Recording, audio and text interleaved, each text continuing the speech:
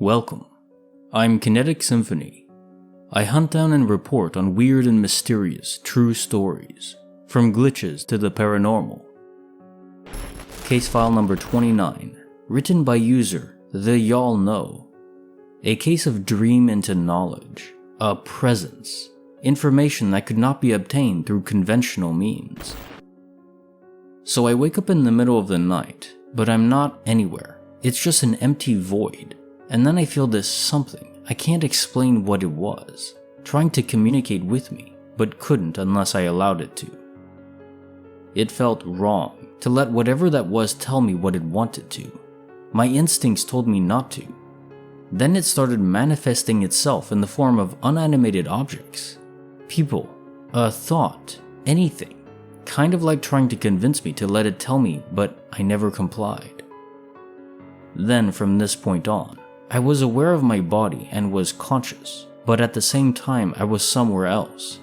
I'm sure it wasn't a dream, it didn't feel like one. In the other place I first woke up in this wooden house, in a bed right in front of the door that was never opened or used in this house. I don't know how I knew this, I just did. The door just led to the outside if opened. But this time, the door was poorly closed and one of the lower corners broken. I immediately told someone it had to be fixed ASAP, feeling extremely worried about this for some reason. The next thing I remember, I'm in some kind of line, waiting for some guy who was sitting at a table writing something. I couldn't make out exactly what it was. Sometimes he wrote letters and sometimes musical notes. I don't know what it was like, a song or something like that. While I was waiting, I looked down to my shirt and it had a name sewn onto it, Alexis, not my name. And then I reached the front of the line and I read it again in my shirt, and the guy says my name out loud and starts writing his stuff. Close to the table was standing a woman, and separate from her but also close to it, there was a kid. Then all of a sudden I start feeling this dread from the guy at the table, the woman and the kid. There were more people around too, and started feeling the something I mentioned before trying to reach in again. I left that place and came to an empty house with 4 other people that were talking about how tired they were too of that something, trying to tell them whatever it wants to say but can't.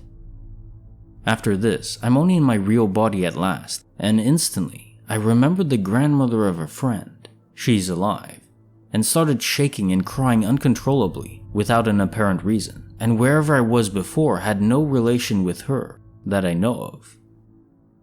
During this whole process where my real body felt hot, and I was sweating, like the room temperature, not like a fever, and just when I could regain control of myself, with the crying, I was no longer hot, and came to the realization that my thoughts were completely mine once again. I later looked up the temperature that night, was at 21°C, so it wasn't hot at all. The experience would have been fascinating if it wasn't for the fact that the whole time I felt like I was in danger while my consciousness was divided. I texted my friend right away, as it was his grandmother that triggered my crying, to see if I could reach her and see if everything was okay. I told him everything in great detail. When I got to the part of his grandmother, I started crying uncontrollably again. Here's what made me completely sure that it wasn't a dream. He told me when I first woke up, I described the room to him, was exactly as the room he used to sleep in at his grandparents' house in another town since he was a kid.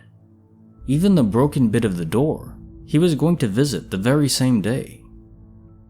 Later that day, he texted me again that when he was just about to leave, a worker with the electricity corporation went to his house talking about a problem with the wiring in the houses in the vicinity. Then he excuses himself to call someone on his cell phone and greeted the person he called as Alexis. My friend also told me that his mother and grandmother had something whispered to them before, even though what I sensed wasn't something audible or visible. I just perceived it in a way I can't explain. Nothing weird has happened again. And I just think of all that can't be a coincidence. I know this was a large post, so thank you for reading, and any insight into what might have happened is truly welcome. Case notes file number 29. This is as vivid a case of astral projection as I've ever read. To appear across the world, distance unrelated to location and movement, while you were dreaming. What you saw was merely the manifested interpretation from your brain or spirit, trying to process a great deal of information at once. The element that strikes me is this something, the presence that you felt that you can't describe. I think it represented knowledge itself. You know how they say, with great knowledge comes great sorrow? I think there's a deeper truth to this. This knowledge wanted to tell you, reveal all, but no one can bear it. It would crush us too, and we understand this at the most base level that exists in us. That's why you never complied. You never let the universe, essentially, share all the information with you. It's like in that movie Indiana Jones and the Crystal Skull, the one that really shouldn't have been made, but at the end, spoiler alert if you haven't seen it, the person that was on the quest receives all the information from these alien beings, but he can't handle it. His eyes literally burst out. Or like seeing angels, this kind of information is too much to bear.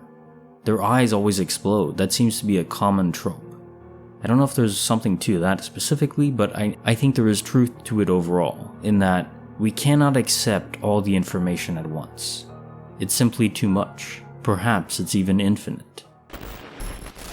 Case file number 30, written by user GialloGiallhoe. He and his dad saw the moon glitch out, with a line running slowly across, almost like a projection distortion.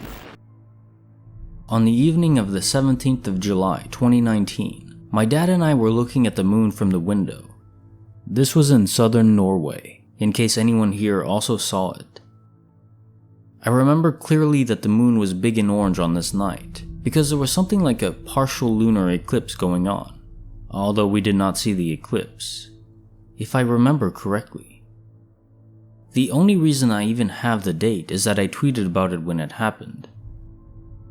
Anyways, while looking out the window, I suddenly noticed that there was a dark, solid line across the side of the moon.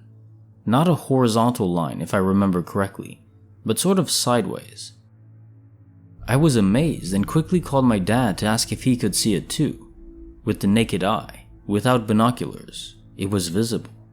It was not a telephone line or trail from a plane. The line moved slowly, scanning across the moon, and my dad ran to get his binoculars. I looked at it even closer, and it looked so bizarre. We were both shocked beyond words. I'm not sure how long it took until it scanned fully across, but maybe in 15 minutes since discovery. Has anyone seen anything like this or have any explanation for it? I googled and found results that show people have seen this before, but with a more horizontal line, but still no solid explanation.